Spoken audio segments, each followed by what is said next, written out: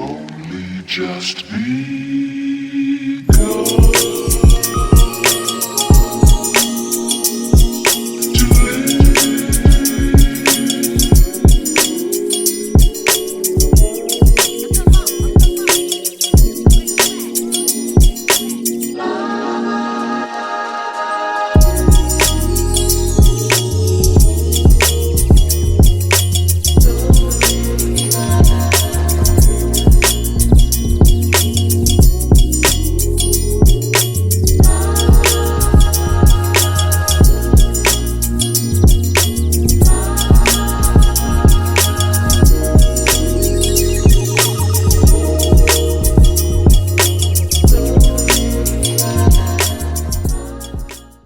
What's up everybody, Vangloriousm here, welcome back to another video. So, in case you can't tell by the B-roll, I'm at TunerEvo Yorkfest. Really excited to be here. This is my first time being a vendor. It's going to be interesting nonetheless. I have the booth right here, my own tent. And we're going to be selling t-shirts and hoodies today. Not really sure what to expect because it's my first time, like I said, but we'll see what happens. So, in the meantime, I'll go through some cool cars that I see, some cool people that we meet, and hopefully a lot of people stop by and say what's up. Just show some love, buy some merch, have a good time. So, yeah. So what's going on? Another quick update. It's now like 3:15. We sold out a lot of our products so far, so I'm really happy about that. Not sure if you can hear me or not, but yeah. So, I don't know, I'm like really excited. That's why I'm, for a lack of better words, speechless. So you can see here, a lot of the product that was here got replenished. So we're starting to run low on product. I kind of wish I brought more stuff, but I didn't know how I was gonna do. So yeah, really excited, man. Big shout out to everyone who bought stuff, who came by and waited if I was dealing with somebody. Thank you. A lot of people like the car, even though it looks kind of stock. I'm going for the OEM Plus look, and I guess I'm owning it. So it's nice to see that a lot of people still love the natural look of this car without like heavy modifications on the outside. So yeah, it's pretty awesome. You'll probably see some like B-roll in between me talking to you and picking at the camera because it's like not my first instinct. I did want to capture some sales in person, but I'm like selling the product, so I can't really do that. But yeah, I'm having a good time. The Super's having a good time. My dad is here too. He's having a great time. It's a good time.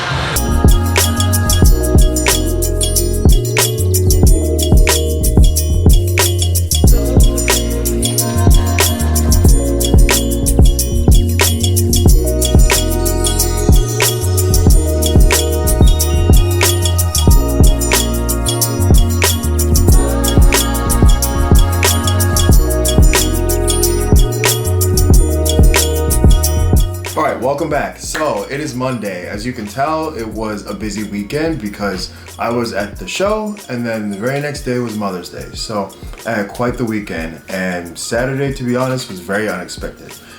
And here's why. So I applied to be a vendor on Thursday, like Thursday night.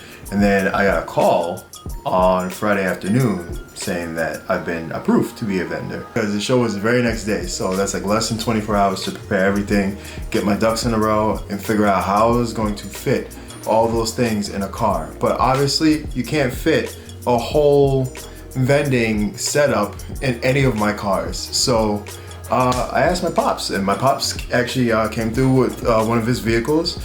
We loaded up and we went to the show. Now, it kind of sucked because it was really rainy.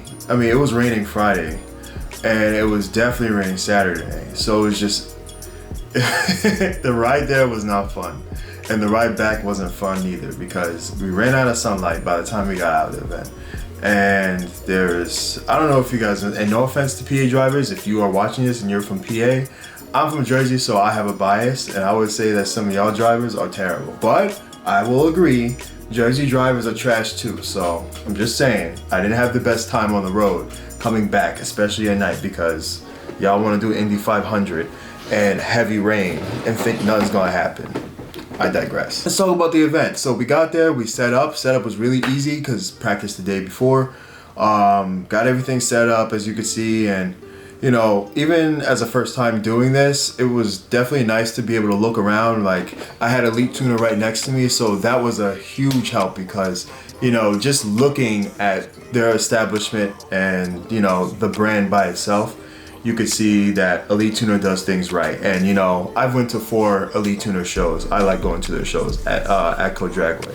I always go to the openers and the closers, or if they have like one that's like fortnightly, you know, I normally go to it. So yeah, that was nice to be able to chat it up with Ranger, the head of Elite Tuner. First sale until like an hour and a half into the show, and I was, of course, I was antsy to make a sale. I was just like, all right, I'm here. Yo, let's sell like hotcakes. I'm trying to sell out. You know, like, it's my first time, so I'm definitely trying to make it big. And I'm gonna be honest with you guys, I did a lot better than I thought I was gonna do. I did make a profit, so I was happy about that. And I was really surprised by the people's reactions to the products. Now, I'm gonna say this to you guys as somebody who owns a business, and when you're selling products, you want the best and most positive feedback that you can get. And I obviously value negative feedback or anything somebody has to say that's outside of my scope or paradigm. But when I say that, you know, you guys who came out and supported and bought stuff and chatted with me and got a chance to see the products like in person and got to judge them, like, all the feedback was positive. Clearly the people who like probably didn't like it or didn't want it obviously didn't buy it, but let me tell you something. Almost everybody who stopped at this booth, not almost everybody who stopped at this booth and like checked out the product and got to feel it, like, they were all like, yo, this is nice, especially with the hoodie. I mean, the t-shirts are soft, they're really soft and they're quality, but the hoodie was like blowing people's minds. Like, I was super hyped on that because it's something that I waited to get here for a while. And then, you know, I had like a pre-order, the pre-order went pretty well. And then, you know, getting the chance to finally have a space to sell it and to the correct people outside of e-commerce was like huge for me because that's something I've been waiting for. So to do well or better than I thought I was gonna do, it highly exceeded my expectations. It made the process of, you know, going there in the rain and setting up, it just made everything feel like it was worth it. And I was having fun. Like, me and Pops was just having a good time at the car show, you know, like, and cars is our thing, you know. You know I love cars, so it's like, it was such a good experience. It's nothing like when there's no hiccups, you get to set up, you get to take in everything without having to worry about something. I literally didn't have to worry about anything because everything was in order. So that's what I liked most about the show. Even the ease of, like, you know, customers come, you take payments, you chat it up, like, it was all very natural. There was nothing forced. I didn't feel like I was out of place. It felt supernatural. So that's part of the reason why I want to continue to do this, because I like selling stuff, but I like wrapping it up with people. Like, who doesn't? You're in your element, of course you want to talk to people. You want to socialize, you want to get out there. And it was a good chance to get, you know, the brand, you know, yes. So like, now people can see that's the face behind Vanglorious Media. Like, this is who he is, this is what he does, this is the quality that he exudes in his product. The cars at the show, pretty cool. I understand that if you came looking for a cinematic video that I normally do, it's probably a shocker that I didn't do it. I really wanted to stay focused on being a vendor specifically for the show because I wanted to take in any possible experience that I might have so I can take that with me to the next show and know how to apply it. So I did have a little bit of time to walk around, but my mind really wasn't on trying to shoot footage. That's just, for me, like, I have to be 100% dedicated to that. I don't think, I really wasn't in the mood to do that because I already had so much on my mind with selling stuff. So yeah, no video this time, but I can say there was a lot of great cars there, quality cars. The people were quality too, all walks of life from different places. Met some cool cats, made some connections, so that was really cool. I forgot to mention, like, the car is right next to the booth, so like, a lot of people came over and checked out the booth and then checked out the car, or vice versa. But it was surprising about how many people had stopped and be like, man, this car is nice, and then they ask you about the modifications and you tell them and they get to see it and they're like, man, like, this ain't stock. I thought it was stock. It's like, nah, it's OEM plus, baby. So it was cool to be able to kind of like take people by surprise because, you know, you're not seeing a lot of visual stuff. I have like some subtle things here and there, but just seeing the reaction of people that like don't really come across Supras or that love Supras, like they were in love with how this car is done, and they were even more impressed to hear about the power gains that I've achieved, you know, throughout ownership. So it was a really good experience being able to just share the apparel and also share the build at the same time. So it was a huge help having them right next to each other. Outside of that, that's really it. So, I mean, you saw, I set up, I put the product out, I had a nice time.